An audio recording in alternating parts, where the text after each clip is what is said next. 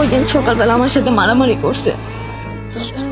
মারামারি করে বলতে যে আমি যাচ্ছি, তুমি ভালো থাক, আমরা এসে আবার বিকেলবেলা এসে গেম খেলবো একসাথে। এরপরে গেছে, আর আসে নাই। আমি ভালো মতো জানতাম মনে যে আমার ভাইটা চলে গেছে।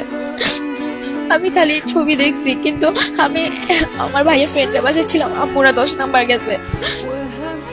আমাকে ওরা বলছে ভাইয়া এখনো আছে, ভাইয়া ট্রিটমেন্ট চলতেছে। আমি দেখি যে আমাদের বাসার গ্যারেজে গেট খোলা এবং লাইট চালানো, অনেক মানুষ ভিড় হয়ে আছে। আমি বলি কি হয়েছে আমাকে একটু বলো না। আমি বাসায় আমাদের সবাই আটকে রাখছে, শুয়ে আছে, আমার পাশে সবাই বুঝেছে আমাকে যাইতে দিবেন নিচে। হঠাৎ করে আমি শুনতে পাই নিচে সবাই কাঁদতেছে। নিচে নামার পর দেখে আমার ভাইয়া কাপড়ে কাপড় পরে আছে নালিকানির ভিতরে।